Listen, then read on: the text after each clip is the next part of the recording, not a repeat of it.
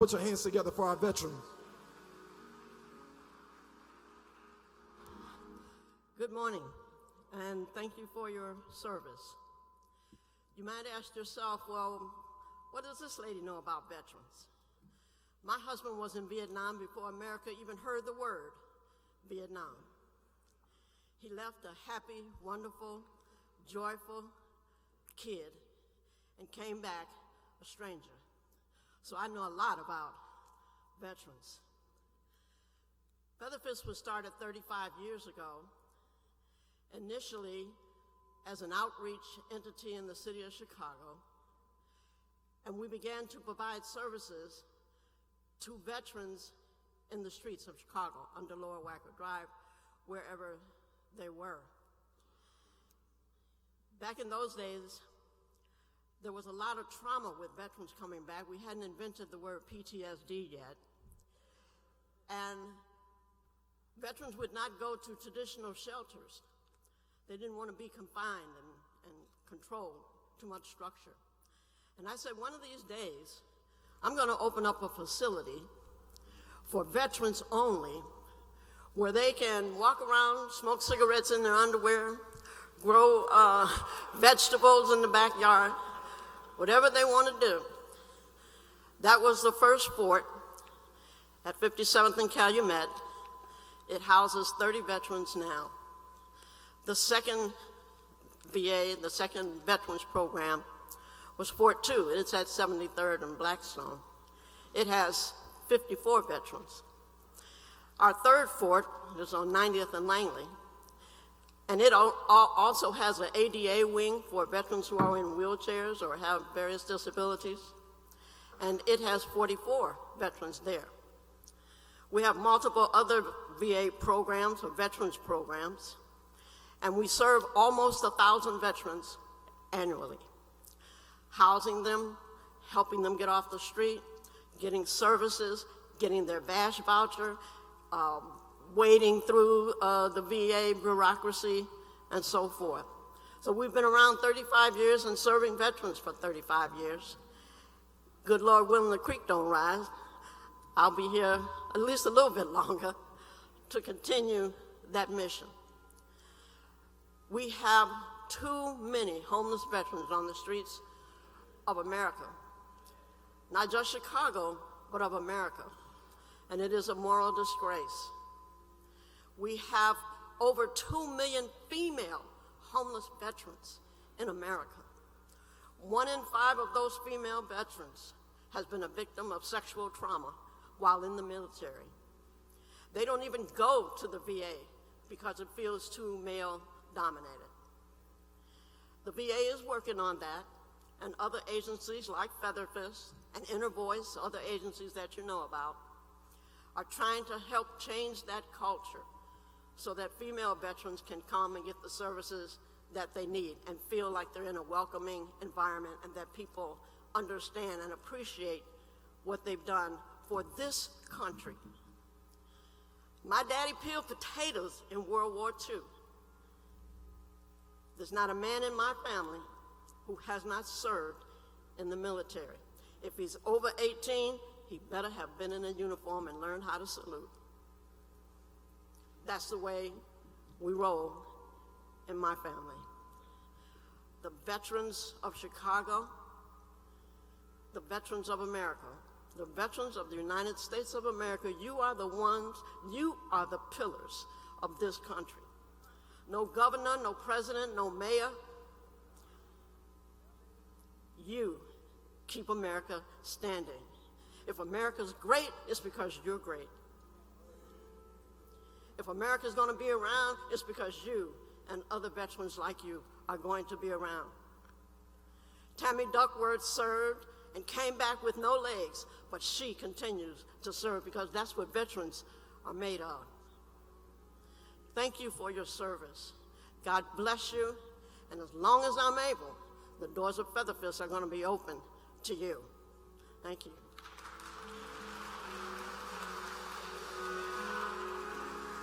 Come on, one more time for our veterans, you all. Come on, one more time for our veterans who really make this country a great country. Come on, one more time for our veterans This Saturday morning, we're saluting you. We're grateful for you.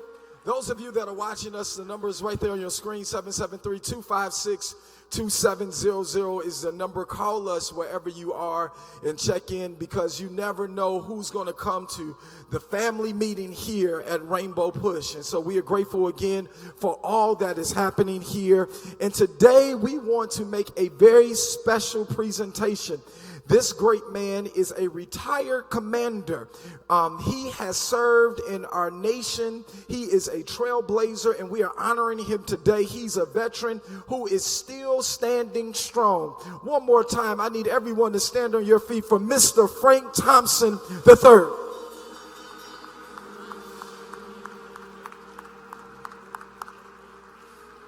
Come on, show your love. One who has served our country, given his life. Show your love. Let me hear you scream for this brother.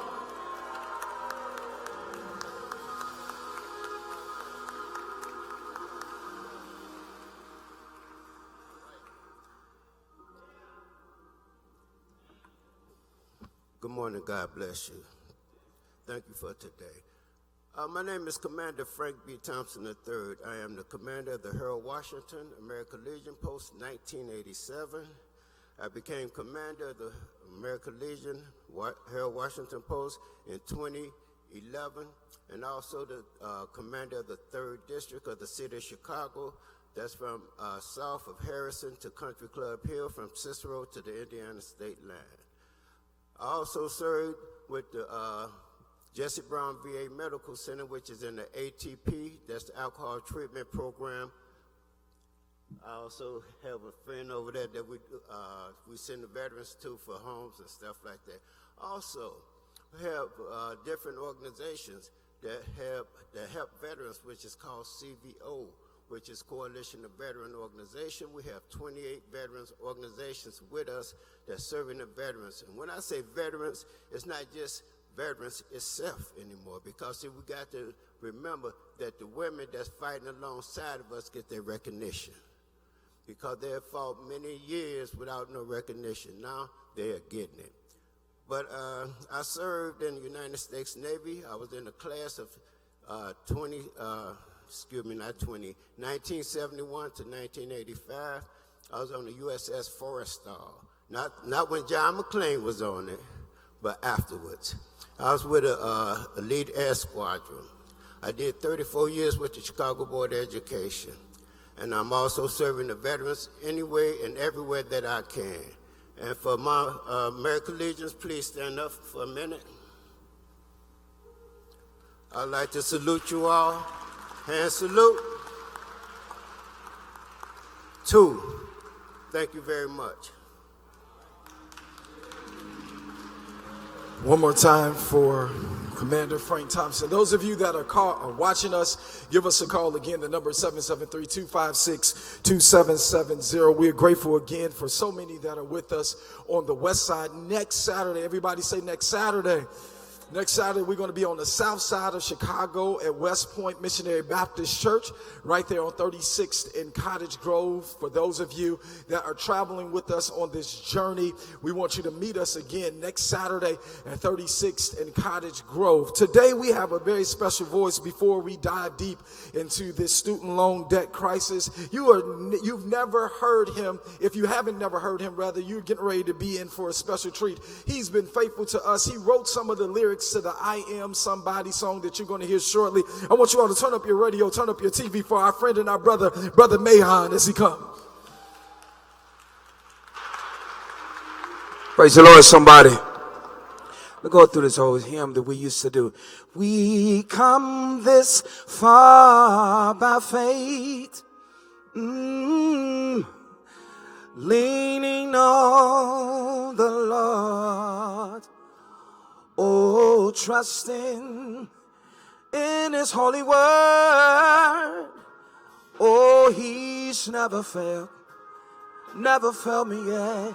Singing no, oh, can't turn around. We come this far by faith. Won't you help me sing it? Oh, we come this far by faith.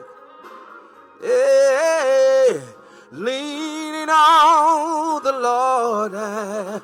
Oh, and we're trusting in His holy word. He's never failed me yet. I'm singing, oh, can't turn around. We come this far. Hey, we come this far by faith and leaning on the Lord. Oh, and we're trusting His holy word. He's never failed me yet. Singing, oh, I can't turn around. We come this far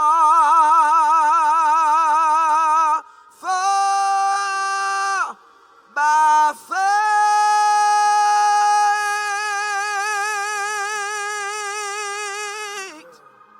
Those of you that are watching us, wherever you are, 773-256-2700.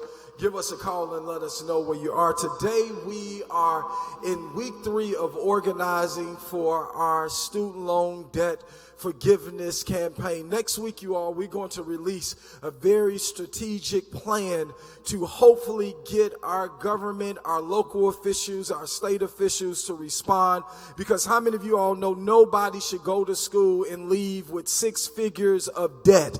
$249,000, $159,000, $118,000 in debt. And today we have with us a group of young people who are from Michigan. Could you make some noise for them, y'all? Spring Harbor is in the house.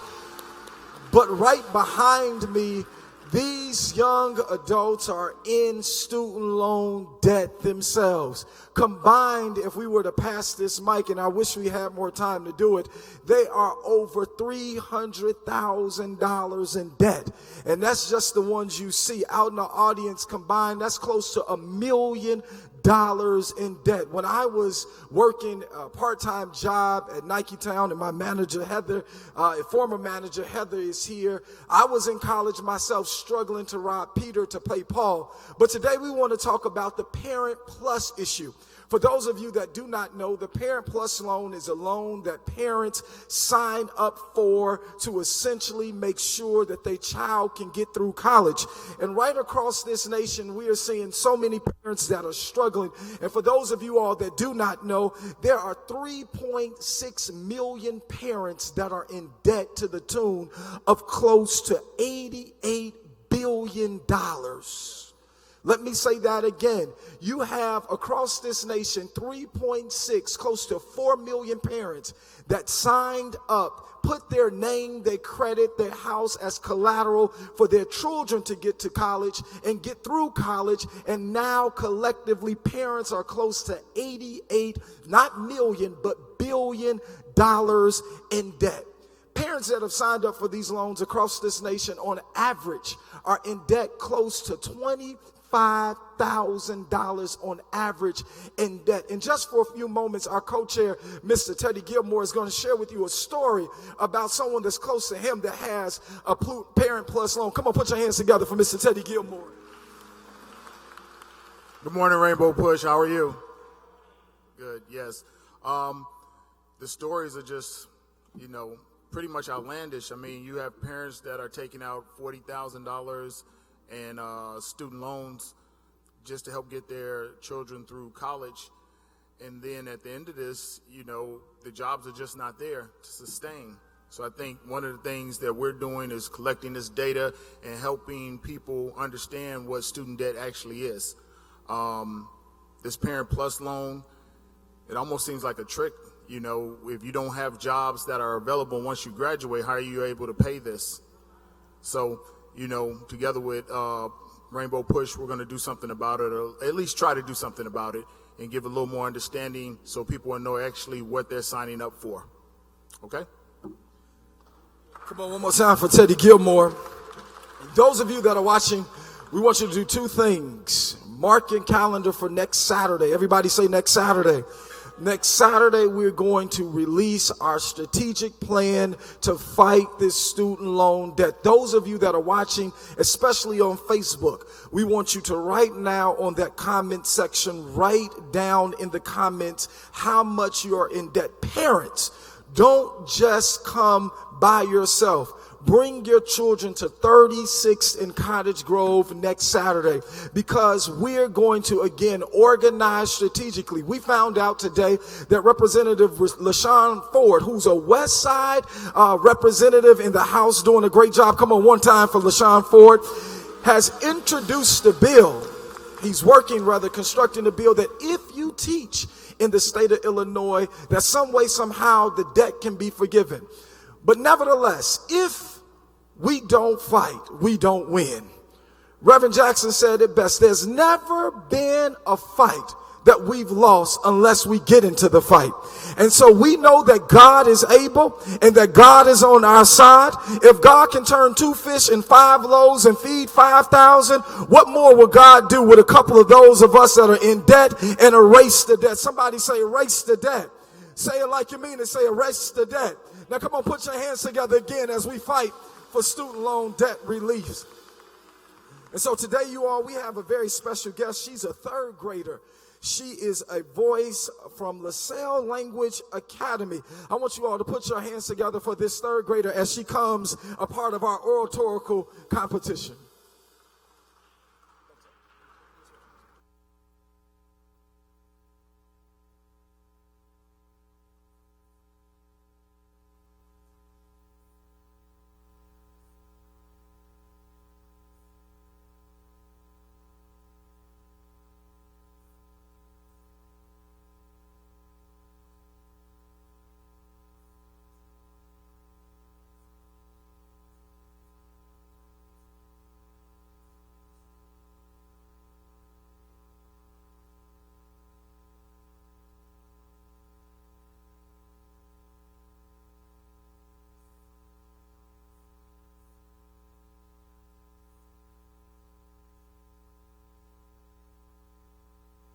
I keep on a closet shelf a lot of secrets about myself and hate myself and fool myself as I come and go into thinking no one else will ever know the kind of person I really am. I don't want to dress myself in sham. I want to go out with my head erect. I want to deserve all men's respect. But here in the struggle of fame and wealth, I want to be able to like myself. I don't want to look at myself and know that I am a bluster and bluff, an empty show. I can see what others may never see. I can know what others may never know. And I can never fool myself, and so whatever happens, I want to be self-respecting and conscience-free. I would like to introduce Reverend Jesse Jackson, the one of the world's greatest treasures.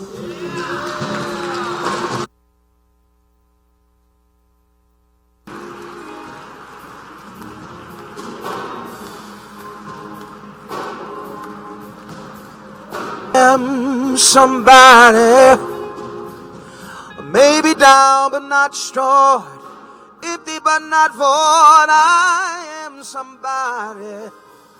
Oh, I am somebody. Oh, I am somebody. I may be down but not destroyed, empty but not void. I am somebody. Oh, I am somebody. Oh, I am somebody. You can turn and walk away, but at the end of this day, you gotta say, I Oh, I am somebody. Oh, I am. Look at your neighbor and say, at the end of this day, you can turn to walk away, but I am somebody. I am somebody. I am somebody. I am somebody. Red and yellow, brown, black, and white. We're all precious in God's sight. I am somebody. Stop the violence. Save the children. Stop the violence. Save the children. Keep hope alive. Keep hope alive. Keep hope alive.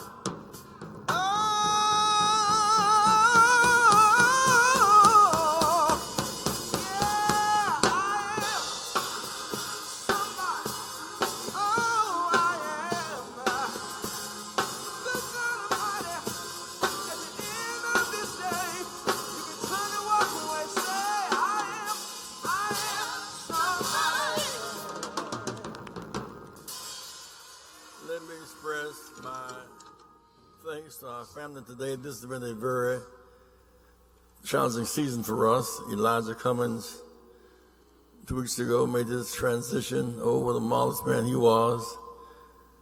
Before we get to just that, Jack O'Dell. Jack O'Dell was one of the most phenomenal guys I've ever met in my life. He was my mentor. Word Dr. King, International Affairs Director. We went to South Africa together in 1979. None other like Jack O'Dell. And then John Conyers, who worked in the Congress for 55 years. John Conyers was a jewel. We honored his with a great service last Monday. On the way to Flint, Michigan, Gary Masoni died. Gary was, the three of us was founded Operation Breadbasket. Gary Masoni, Dave Wallace, and myself. I got to the University of Chicago in 1964, but emptying our luggage on the outside, and Dave Wallace and Gary were with their wives, and Jack and I, we met, and we stayed together. They worked with us on forming breadbasket and negotiation covenants. We went to Selma, Alabama together. We went to anti-war together. Let's on your feet for Jack O'Dell and Gary Masoni. Jack O'Dell and Gary Masoni. Jack O'Dell and Gary Masoni. On your feet, on your feet. On your feet.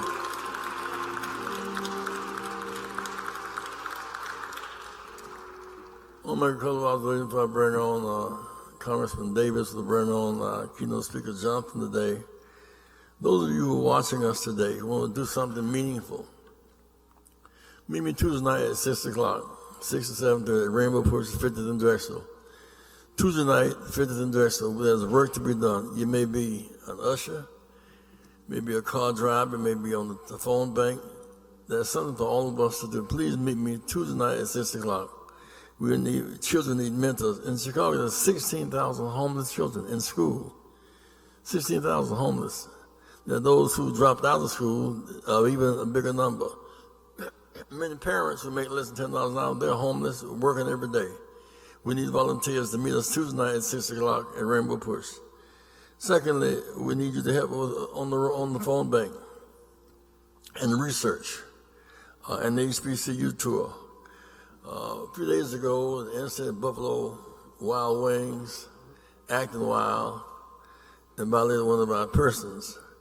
We're going to have a press conference with the Buffalo Wild Wings people, family of victims on this coming Tuesday. More than that, that company has 1,200 franchises, and fewer than 100 of them are African American.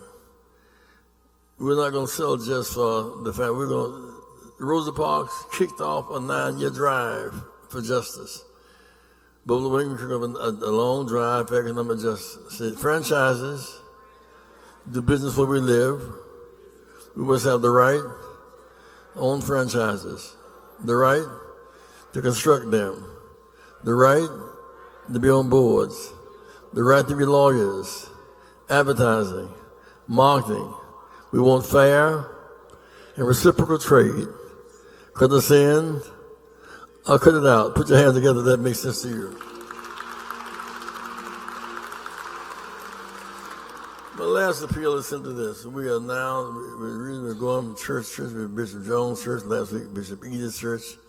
This week we'll be at West Point. Our building is under construction. I need 1,000 people, churches, sororities, the fresh, to put up $1,000 for Rainbow Push. Our reconstruction fund, I want you to give or raise $1,000 because that building has such meaning. Harold Washington spoke there. Mandela spoke there. Talk to me, somebody. Great historic site in Chicago and in the world, and we must make it state of the art. So if you will volunteer and give or raise $1,000, stand. Matter of fact, you give it or raise it, stand. You give or raise $1,000, stand. Everybody who's willing, thank you very much. Come on, thank you, veterans. You give it or raise it, stand. Thank you, ma'am. Give them a hand, please.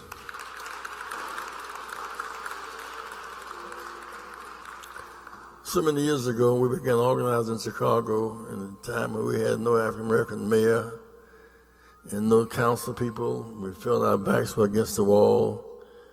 There was one Danny Davis who believed in our people, believed in himself. Danny and Brother Smith and Nancy Jefferson organized the West Side. Nancy, if you will, Alderman Langford on the South Side and Bill Cousins. He grew from that to become a commissioner. He's now an established congressperson. Really, there's none other the greatest authority on health care in America today in the Congress is Congressman Danny Davis. We love him, we thank him, we appreciate him. Congressman Danny Davis, come forward, please.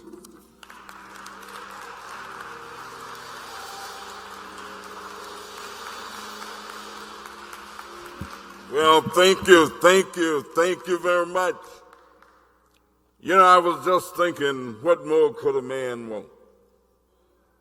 To be introduced by the legendary Reverend Jesse Louis Jackson, wearing my Tuskegee Airman jacket, celebrating 50 years of having been married tonight. I'll tell you, God is good. I don't see Reverend Marshall Hatch, but I know that he's somewhere. He's downstairs. But I remember when he came home from seminary and had a small church over in the Lawndale area, and we were fighting about Desert Storm. And Marshall Hatch, this young student out of seminary, was raised in the roof. And now he is leading one of the biggest congregations in the community at a magnificent church.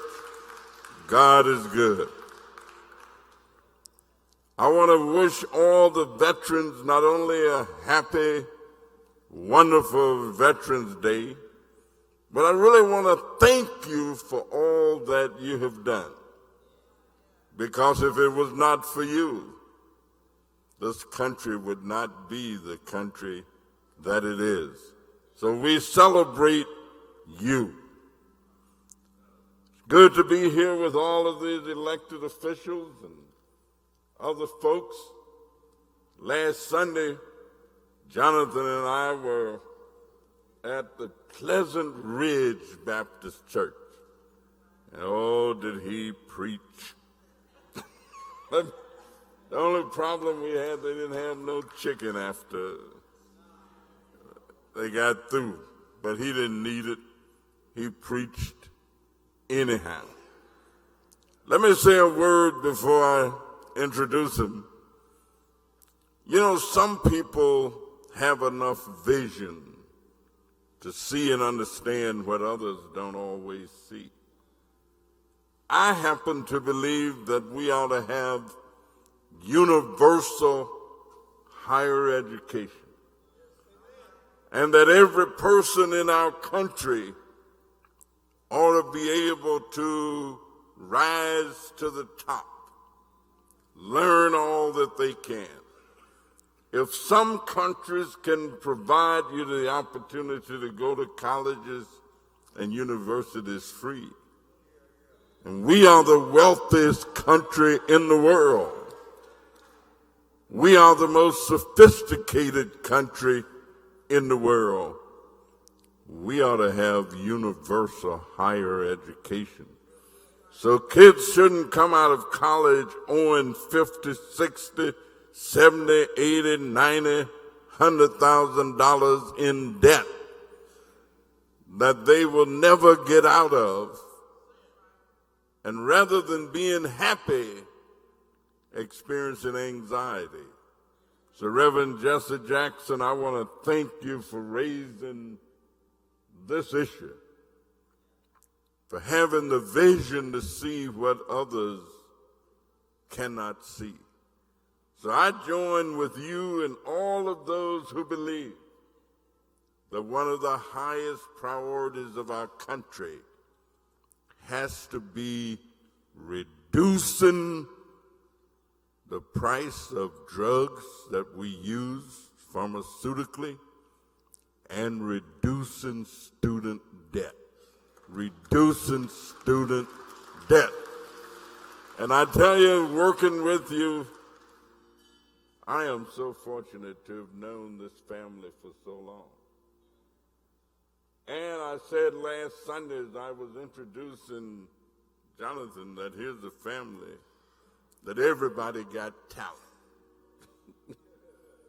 Little Jackie served on one of our committees, PhD, artist. Jesse Jr. wouldn't be no Emancipation Hall in Congress if it wasn't for Jesse Jr. Wouldn't be no building named Emancipation Hall. Of course, Santita has thrilled and delighted all of us, not only with her voice, but now she's a big-time commentator herself. Yusef did a lot of business things and all, and here comes Jonathan. He reminds you of Ecclesiastics. Talented, sincere, honest, follows in the footsteps of his father, of his mother, acknowledges them all the time, recognizes the legacy. When I heard the young lady talking about Edgar Guest, myself, my mama taught us that poem when I was about her age. So yeah, we got to live with ourselves, and so we got to be fit for ourselves to know. Jonathan is no huff, puff, and no empty show. He is a man after one's own heart. And so it's my pleasure, my delight, to bring to you Jonathan Jackson.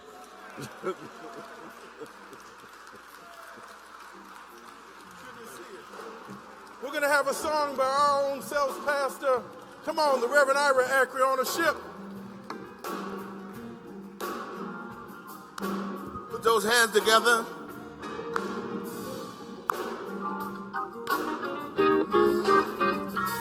Like a ship that's tossed and driven, battered by an angry sea. When the storm of life are raging and the fury fall on me, then I look, I wonder why does fortune pass me by? And I say to my soul, don't worry, the Lord will make a way somehow. Yes, he will. Try to do my best in service. I try to live the best I can. Seem to do the right thing, but evil presses on every hand. Many nights I wonder, tossing so much pain. I'm wondering what the next day will bring. Then I say to my soul, don't worry, the Lord will make a way somehow. That's what we want to tell the veterans today. Hey, hey, the Lord will make a way somehow. Oh, when beneath the cross I bow. This is what he do. He will take away your sorrow. And if you let him have your burdens now.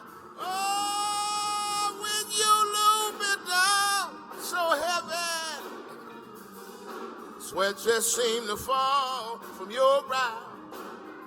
Singing there's a relief in knowing the Lord will make a way somehow. Put those hands together if you know he will.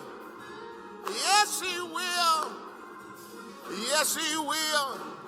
Hey, hey, the Lord will make a way somehow. When beneath the cross I bow, he will take away your sorrow. And if you let him have your burdens now. Oh, when you look it down so heavy, sweat just seem to fall from your brow. Singing there's a relief in knowing the Lord will make a way somehow.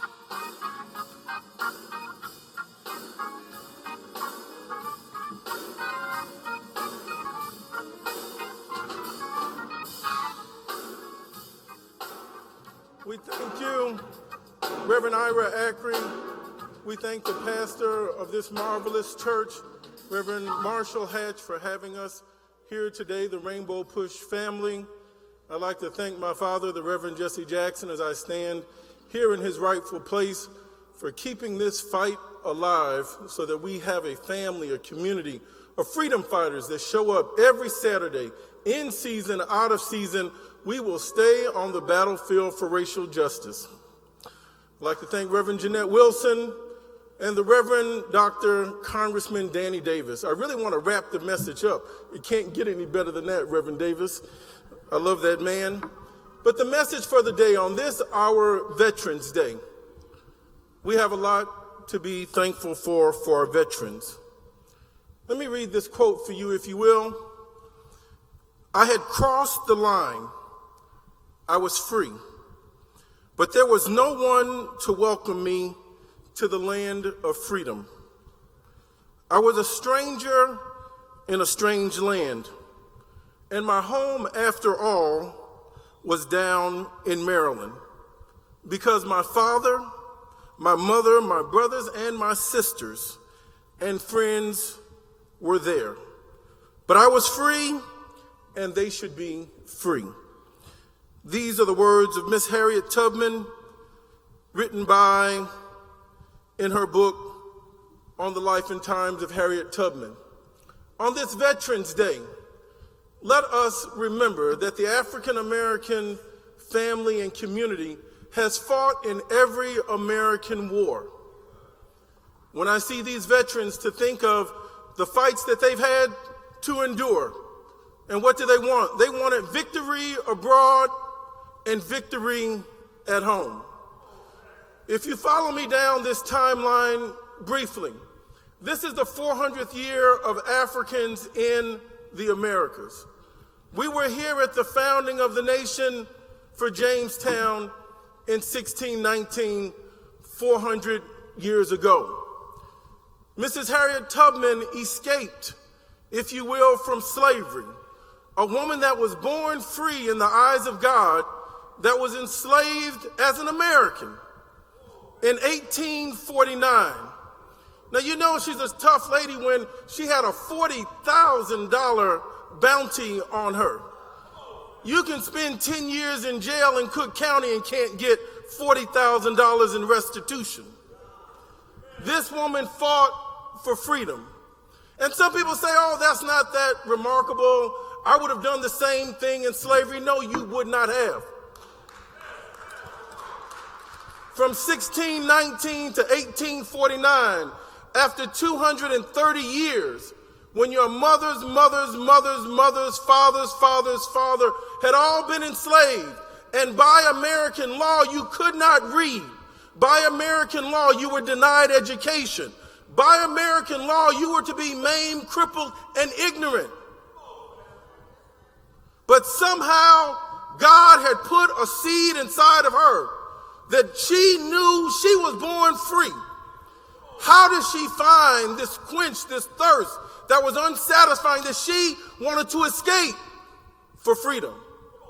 And when she decided to run, going off the kindness of strangers and giving a general proximity of a direction, a place she had never gone before.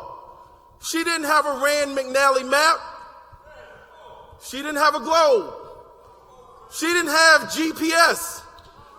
She didn't have a 4x4 car. She did not have an electric vehicle or a Tesla. She had to run in a long skirt. She did not have on Lululemon pants and a water bottle. She didn't have a Fitbit or an Apple Watch counting steps. She just wanted to move toward the direction of freedom. That's 1849. After 230 years, her two brothers went with her initially. And what did they do? They were afraid. They had to turn back.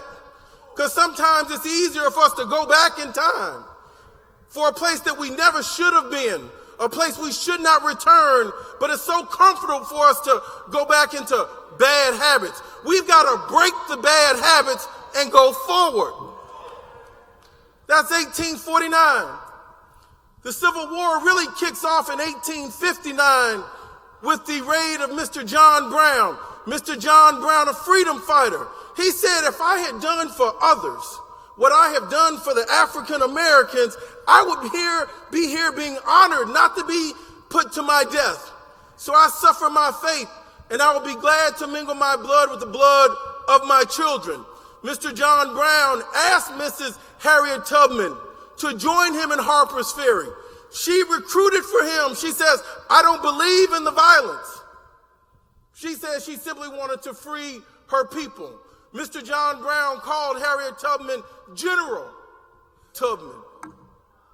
On this Veterans Day, why is this so important for us to remember? It wasn't that long ago, and it's not that far away. We're now living in the 150th anniversary year of the birth year of the Mahatma Gandhi, an apostle of freedom. This is the 90th birth year of the Reverend Dr. Martin Luther King. This is the 50th year anniversary after Miss Shirley Chisholm ran to become the first Congresswoman African American in the United States House. It's not been that long ago. At the beginning of this week, we laid to rest an American hero, an American veteran, an American statesman, a man who signed more progressive legislation than any other American in history. The Honorable John Conyers. I don't know why his body was not lying in state under the rotunda in Washington, D.C. A man who signed the 64 Civil Rights Act, the 65 Voting Rights Act. A man that had the idea that said we should have a national holiday for the Reverend Dr. Martin Luther King, who worked on it assiduously for 15 years when people were afraid to be called by the name of the Reverend Martin Luther King. When my father took us repeatedly, year after year, I didn't know why we were going to Washington, D.C., and there weren't but a handful of us to honor the Reverend Martin Luther King. But there was a vision, and I want to thank you for that, Dad. And I want to challenge some other parents. Get your children involved. Then a young man named Stephen Morris, you know him now as Stevie Wonder, he put He put the message to the music. He took John Conyers' idea and then wrote the song, Happy Birthday to Reverend Martin Luther King. That is what made Mr. Ronald Reagan sign the national holiday for the Martin Luther King. But we're not going to stop there. Then the market stayed open, but the federal government was closed. My father, the Reverend Jackson, said that's not enough. He went to Wall Street to talk with Chairman of the New York Stock Exchange, Dick Grosso. He went to talk with the largest banker in the world, Sanford Weill, and said, why is the market open on Reverend Martin Luther King's birthday? They weren't hostile. Mr. Dick Grosso says, we've never thought about it. He says, this is a membership-based organization. Let me poll our members, and I'll get back to you immediately, Reverend Jackson. The next day he said, it has been unanimously agreed that we will close the markets on behalf of the Reverend Martin Luther King. Thank you, Dad.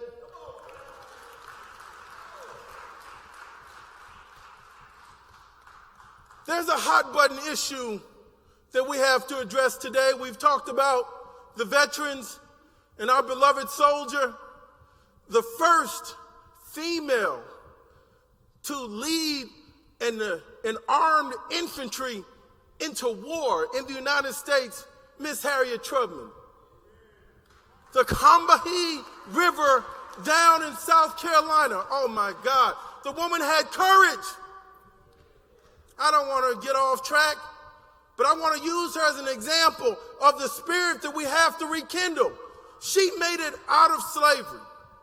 She moved on uptown. She had a house. She took others to Canada. Her family was out, but she had an undying, unquestionable thirst for freedom for all. So she kept putting her life at risk, and she kept going back. That's a challenge we have today, to go back and get somebody and fight for freedom. Let us not be complacent and be an embarrassment to our ancestors. When we talk today about a hot button issue, I want to thank the infantry of the 9th, 10th, 24th, and 28th Infantry of the Buffalo Soldiers. The men that have fought gallantly in the wars. When I thought of the Buffalo Soldiers, I had to think of the Buffalo Wild Wings.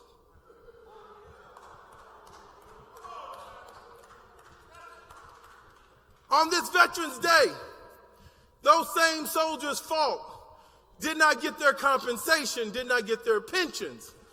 They had to fight for a victory abroad that they did not have here at home. Today, I saw in the morning news, there's a celebration of the wall coming down in Berlin. And that was a great thing 30 years ago, where our soldiers, African Americans, stood guard. Our soldiers broke up Nazi concentration camps. Our soldiers fought abroad and came back home, and Nazi POWs stayed in front of our own soldiers. That's wrong. The great Joe Louis got part of his burial expenses paid for by the German Nazi Max Schmeling, because Coca-Cola had given Max Schmeling a Coca-Cola distributorship.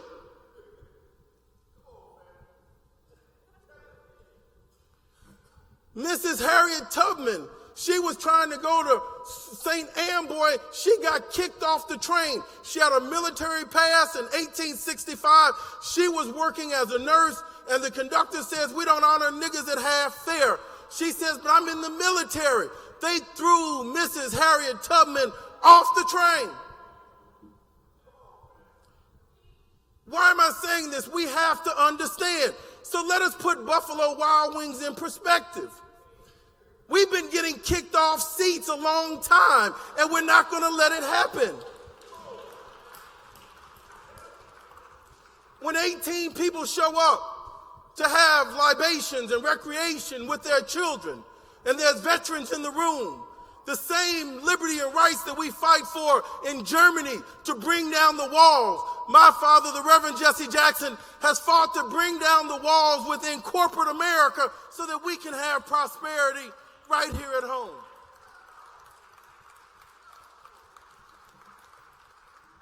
There are over 759,000 franchises across the United States of America.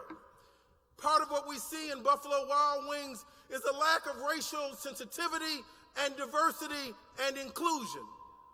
You can cut us in or you can cut it out. Our people have a right to franchises. Our people have a right to respect. Our people have a right to be able to enjoy an American way of life. Let me tell you something about the franchise business. There are over 17,000 automotive dealerships in the United States of America. They sell over 17.2 million cars. There are only 269 African American automobile dealership owners in the United States of America out of 17,000 plus. How does that dollar trickle and cycle around?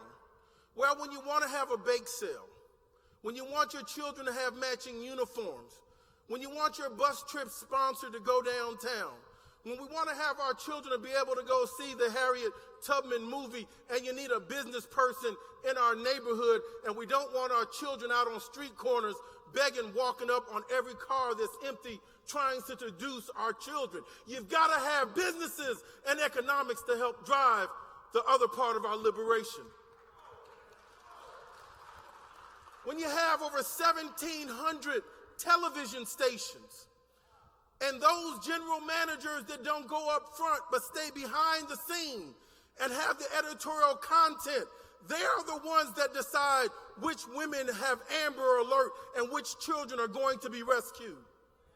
They're the ones that give us community information, or they simply ignore us, block us out, set us aside, and say that we aren't relevant. Why are we here on the West Side today? Because the Reverend Martin Luther King came to the West Side in his outpost in Chicago.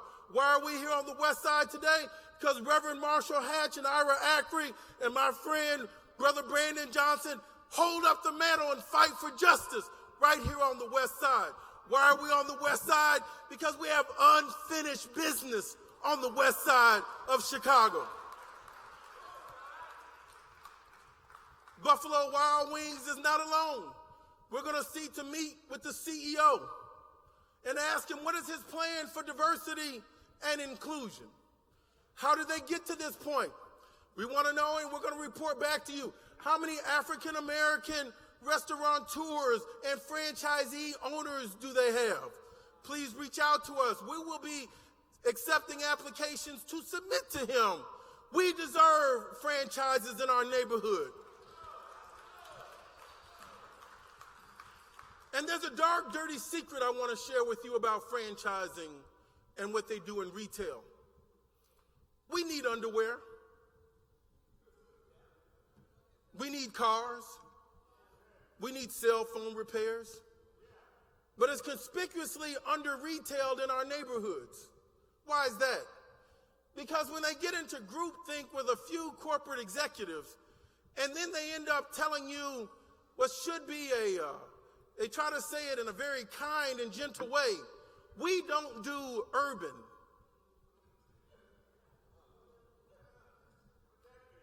Major franchises will tell you we don't do urban. What are they really saying? It's the same fork. It's the same lettuce. It's the same beef. It's the same cheese. But we don't do urban. Brothers and sisters, that's code word for we don't want to be in the black and brown community.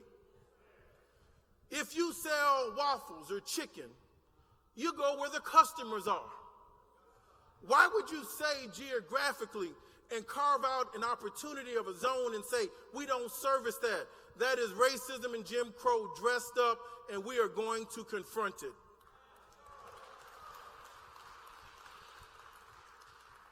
When you don't have the outlets to service your iPhone in the black community, and you have to go over on the west side past the imaginary line of Austin Avenue.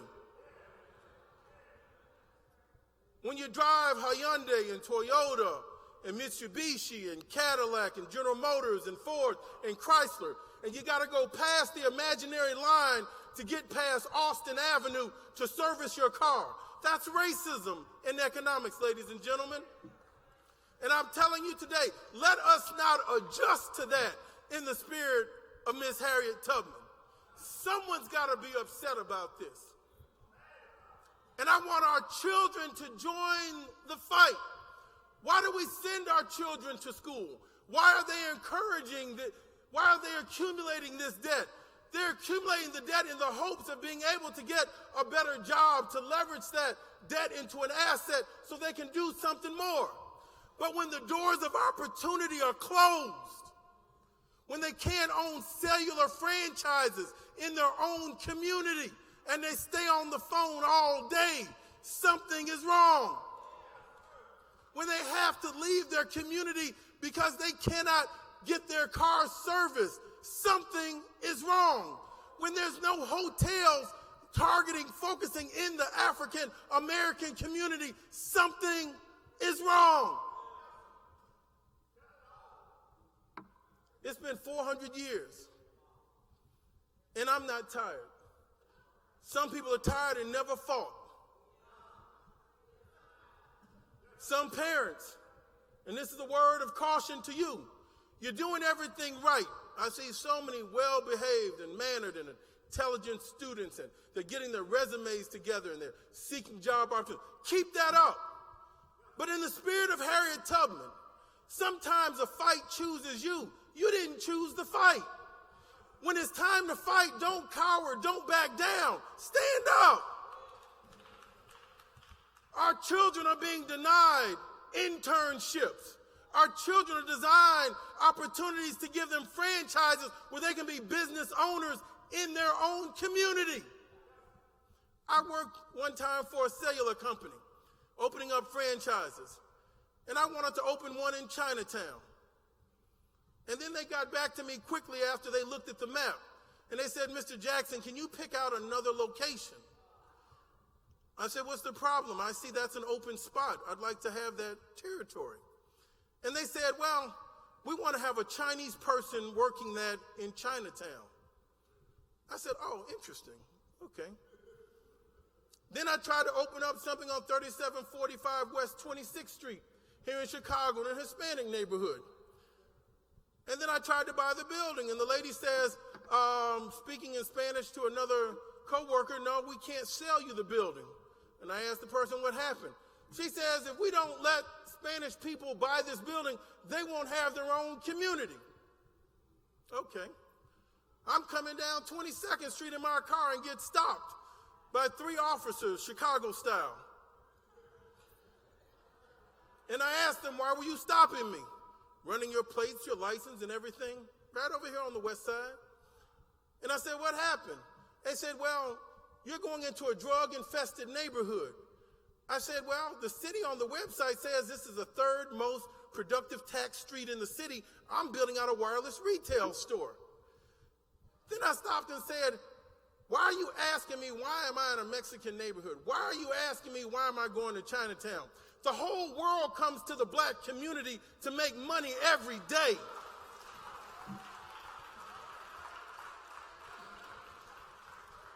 We need economic inclusion. The walls in Berlin have come down. They had a $1 trillion economic integration plan to integrate their brothers on the other side of the wall in Germany so that they would raise their standard of living. When the wall came down, all the initial people that ran across there were given 50 marks so they could go to the store, so they could shop, so they could begin economic reunification socially and politically. What happened after slavery? Miss Harriet Tubman said she came to a land of freedom and there were no hands extended to her. The promise of 40 acres and a mule was snatched back by Andrew Jackson. And by the way, his picture was put in the Oval Office by Steve Bannon and serves as a role model to the President of the United States. A man who fought every piece of civil rights legislation. A man who saw no dignity and honor in Harriet Tubman. In closing, I want you to know from the Aesop fable, there was a dog and there was a wolf. Cousin Dog and Wolf. They were out in the woods. And as the dog saw the wolf, the dog says, Cousin Wolf, why don't you come home with me? I see your rib cages are showing. You look hungry and your coat isn't that pretty. I've got a great master that I serve, and he feeds me well, and his children play with me. Why don't you come back to the house? And the wolf, now being hungry and skinny, he started going towards nightfall, back towards the house. The dog says, I got to get back before nightfall. And as they got up closer to the house, the cousin wolf looked at and spied a mark on the dog's collar. And the wolf said, what's that on your collar, dog? He says, well, sometimes the master, when he puts the chain on me, he puts it on a little too tight. And so it can give me a little rash and a little bruise. They're really good people, but sometimes the chain. And the wolf says, what is the chain all about? Well, I stay outside in a dog and I make sure people stay away at night. But other than that, he lets me go and I can roam when they're free for the day. So the wolf turned around and started going away. And the dog said, where you going? He says, I'd rather be lean and free than fat and in slavery.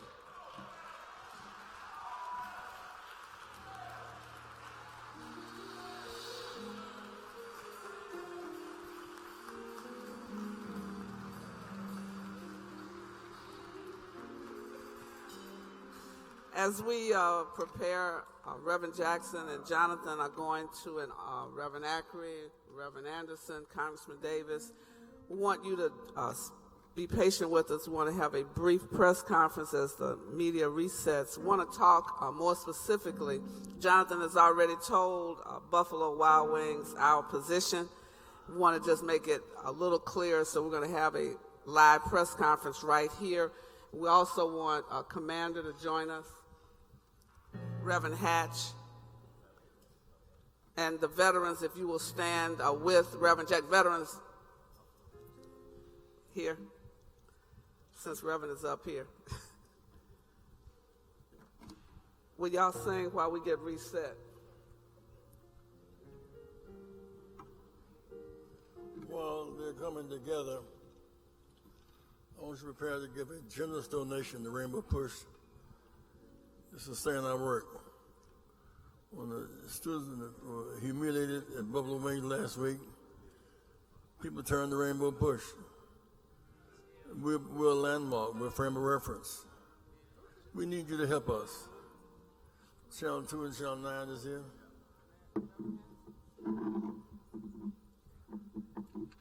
Reverend Marshall Hatch, Reverend Push West Side Board, Reverend Marshall Hatch. Where are you, Marshall?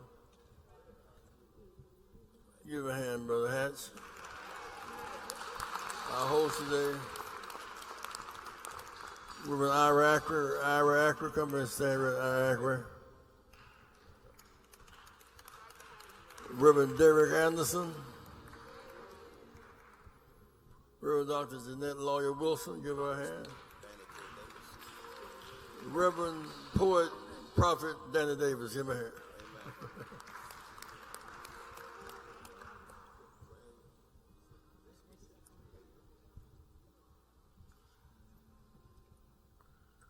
We're going to have a press conference with the family members on Tuesday, Rainbow Push at 12 o'clock. Were violated at Buffalo Wild Wings. We've been doing research on Buffalo Wild Wings since this incident happened. Two of them happened. One had to do with the quality of the food, one had to do with the quality of race relations. We now know there are 1,200 Buffalo Wild Wing franchises. Fewer than 100 are African American. We're not going to stop just at getting an apology for those who were violated. Rosa Parks was violated. Somebody said, well, you get if her feet hurt, get a podiatrist. Look, the issue is bigger than her feet. The issue is a sense of justice. It took us 9 years to go from the back of the bus to the front of the bus as a long-term struggle. I submit to you today that in Buffalo Wild Wings, we're going to meet the international leadership next week. If necessary, we'll end up boycotting them or negotiating with them. We want our share of board members, and franchises and advertising, marketing, construction. We want a mutually beneficial, reciprocal relationship. They humiliated our young people last week, embarrassed them. We will meet with the lawyer and noontime Tuesday, but more than that, we're preparing for a national negotiation, necessary national boycott on Buffalo Wings. Members of the press, you may want to have something to say, a question you may want to ask.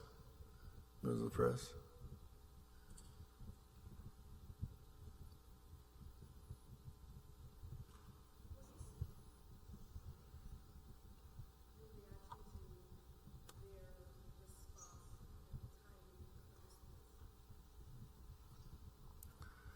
There's a mean spirit sweeping our country today. They're part of the mean spirit.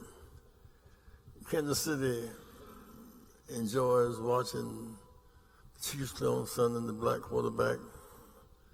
Yet they removed Dr. King's name off a street in Kansas City last week. The shooting of black people in churches is a mean-spirited mood rose out of the Trump era. But we're going to resist. We're not going to submit to it. We only want the company to apologize to those who are offended. We want our share of franchises and jobs and C-suite workers. And either we're going to have a mutually beneficial relationship or we have none at all.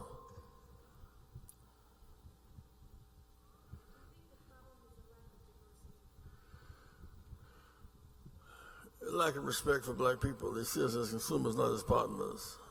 It's not diversity, it's equality. We're free but not equal. We're diverse on eating chicken wings. Diverse on drinking their Cokes and their beer. We're not diverse on, we want our share of capital, industry, technology, and deal flow. So diversity is a tricky word. We want equality. If you're equal, you be diverse. Maybe diverse never be equal. We want equality. And we want a commitment for fair franchises, or we intend to boycott them down to their size.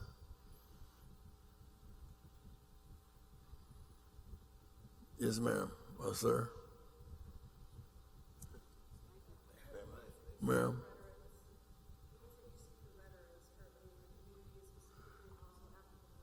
Our veterans are here today, and part of our concern is that my father came from World War II. First of all, there was a brother, his brother was already in the military. They weren't supposed to draft two brothers.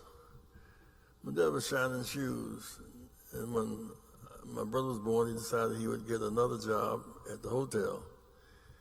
The shoe shine man said, "You can't leave my stand. Dad's son will get another job." He sent my dad to the army to be killed. He came home very upset. He came home because the three French and German people didn't have dignity at home. They had to go to the military bases at home and sit behind Nazi prisoners of war. And so veterans have paid a double price, their lives abroad and at home. When our commander says something now about, we honor veterans. Half of all American veterans are homeless. 1.2 million women, homeless veterans. They leave home innocent, willing to fight for freedom. Come back home with their minds destroyed, bodies destroyed. They've seen people's heads roll down the street. They've seen killing. They've had to kill to survive. They come back very different people. We intend to protect them as a matter of our own dignity. Commander? Thank you very much, Reverend Jackson and the community. We're here as a strong veteran outcome because today is not just because it's Veterans Day, but it's the day that we fought for our freedom, just as he's speaking now. Because see, we never got any recognition, especially if you were part of the Vietnam era. When we came home, we didn't get anything. But see, now we're getting back. But see, it's not just that. When we get back, when we're getting it back for the females also. Because the women, like I said earlier, they're getting recognized. It's about time. Thank you.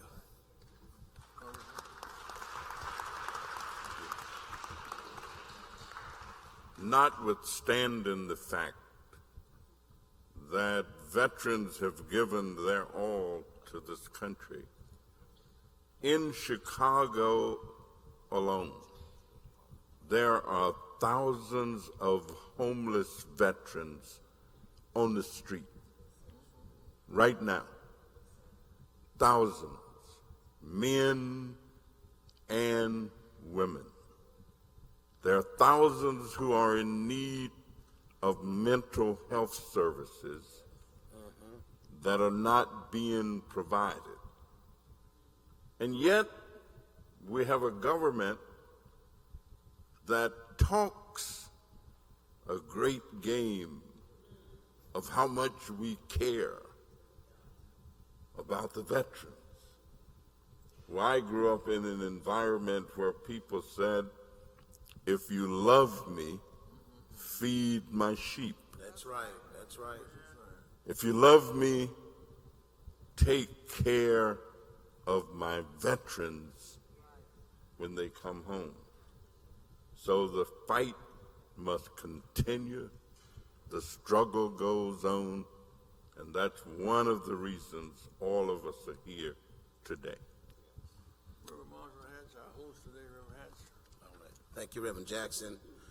And of course, we appreciate the work of our veterans, their legacy.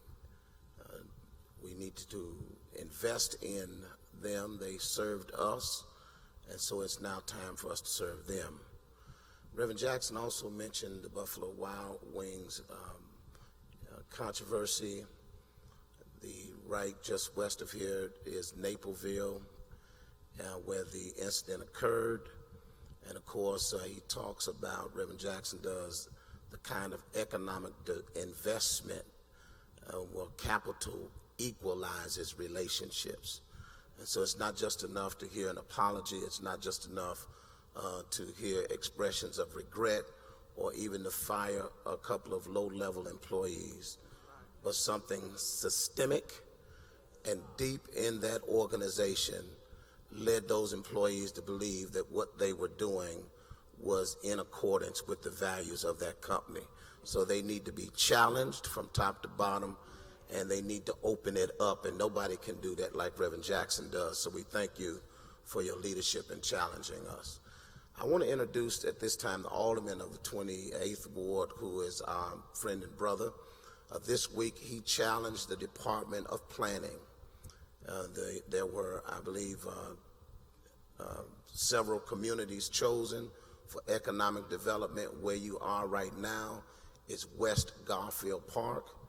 It has the lowest per capita income. It has the fewest households with an automobile. It has a 16-year life expectancy gap between here and 5 train stops down in the loop. It has the least amount of building permits. It has a high rate of criminal activity with illegal drugs, not just the people in the neighborhood, but literally people driving throughout the region to cop their drugs here and lay that burden on this community. And so if there was any community that we ought to look at for economic development, it is one of the youngest communities. It is here in West Garfield Park, and we appreciate the work of Alderman Jason Irvin. Once again, West Garfield Park has been left out, but we're not going to take it lying down.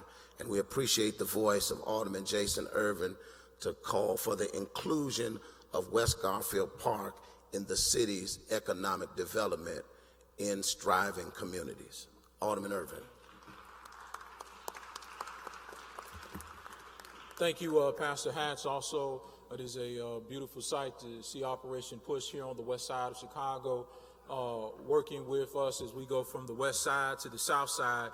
On both sides, we have some of the same challenges. And as Pastor Hatch alluded to, Garfield Park is a community that is in need of assistance. And as the Congressman stated earlier, it is government's role to, as they say, feed your sheep.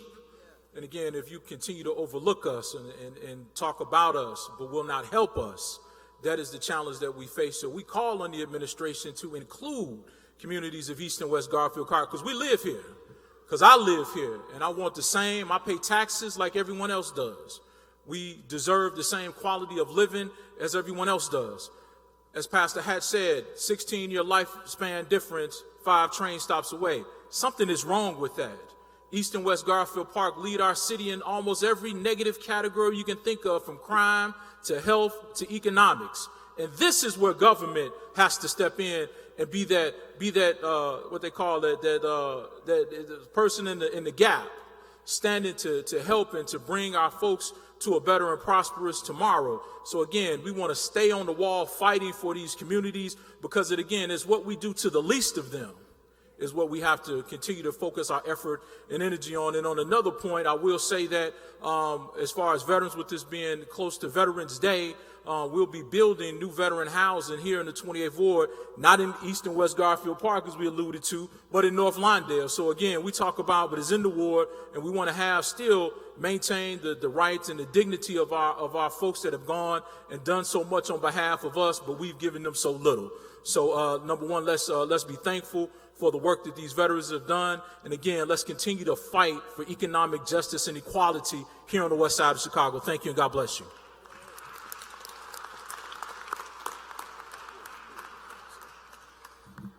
In the real side, there's no south and west side. There's outside and inside. We're on the outside of opportunity, the inside of struggle. And so we're going to address that in a meaningful way. I want to prepare to take up our collection and membership. I want Reverend Derek Hines to lead us in prayer. We'll do our collection and we'll go out several places. But meet me Tuesday night at 6 o'clock. Work to be done. I saw Urban on TV the other day. It's time for some marching in Garfield Park. It's time to march. Time to fight back. We've never lost a battle that we fought. Never won the battle unless we fought. It's fighting time. You fight back, we win. Reverend Derek Anderson.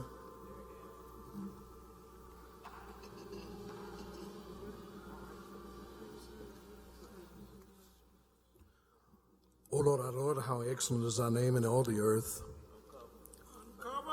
God, we thank you for this day. Thank you for this opportunity to come in your presence and in your sight, to tell you how much we thank you and we appreciate you for everything you have done, for what you're doing, and for what you're getting ready to do. God, we ask that you would continue to be the wind beneath our wings. As these winds are fierce that we must fight and the battle is uphill, we know that you've never failed us, fooled us, or forsaken us before, and you don't intend to do it now. We thank you for Reverend Jackson. We thank you for Rainbow Push and these freedom fighters been fighting down through the years. And God, we ask that you would continue to be with us. Help us to take light into dark places and heat into cold places. Whether it's on the border, whether it's on the west side, whether it's on the south side, we must continue the fight. And we ask that you would be the wind beneath our wings every step of the way. We ask that you would go with our leader, Reverend Jackson. Go with him and stand by him. Prop him up on every leaning and fallen side. We thank you for this church now. We thank you for Pastor Hatch. We thank you for these veterans. We don't ever want to forget the price, the ultimate price that was paid for our freedom in this country. Now, God, hear our prayer and accept our petition, but most importantly, speak. For your servants are listening. In Jesus' name we pray. Amen and thank God. I want to do several things. I need your help and your undivided attention for a moment. Reverend Hatch, the ministers are here. We're now reconstruct. We moved the push in 1971. We're going to make the building state of the art. I'm trying 1,000 people put up $1,000, 1,000 churches, a press, sororities. You commit to $1,000 for reconstruction, stand. You commit to $1,000 for push reconstruction, stand and raise your hand. Just $1,000. 1,000 people. I'm going to achieve this mission. You give or raise $1,000. You give or raise $1,000 for our reconstruction plan. Say it. Centennial Baptist Church, $1,000.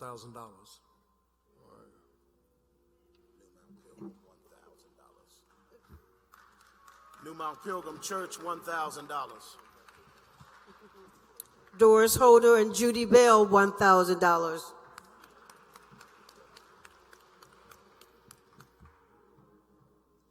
Jamin on $1,000. Veteran.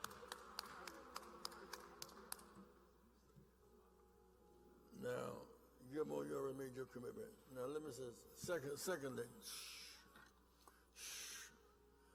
some of you believe in what we do, especially when you need something. People who, with Buffalo Wings, who got humiliated, are not members of Rainbow Push. They are now, because need more has come their way. So we should have insurance before the rain. If you live, you're going to need somebody.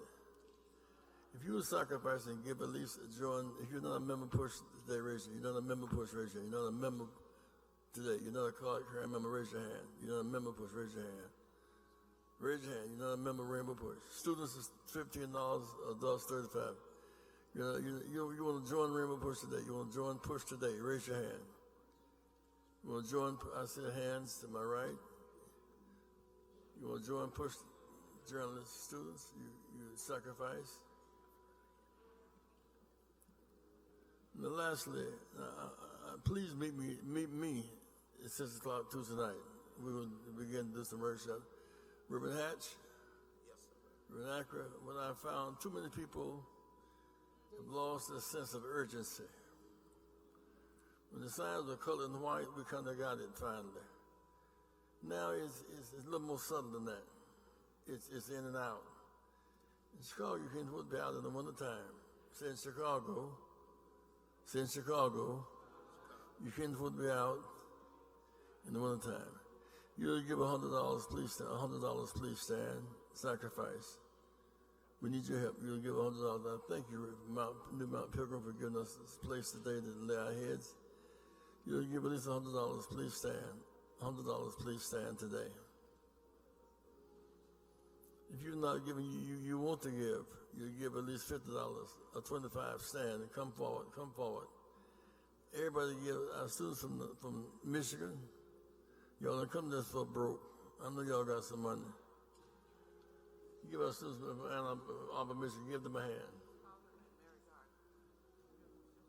Mary Gardner, $25. Thank you so much.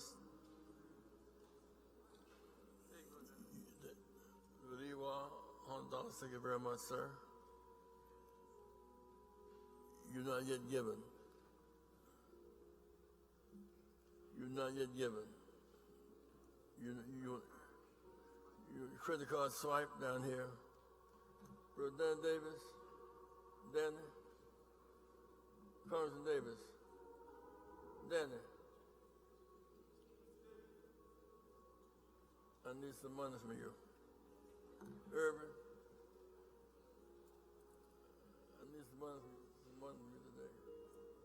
I need some money from you today. You'll give something. Brother, you are $100. You'll give something today. Please stand. Next time we'll be meeting at West Point Baptist Church. What's the address again, Jeanette? 35th and Cottage? 33rd and Cottage Road. You're not yet given. Veterans, you really, come on down now. Veterans, you'll donate today.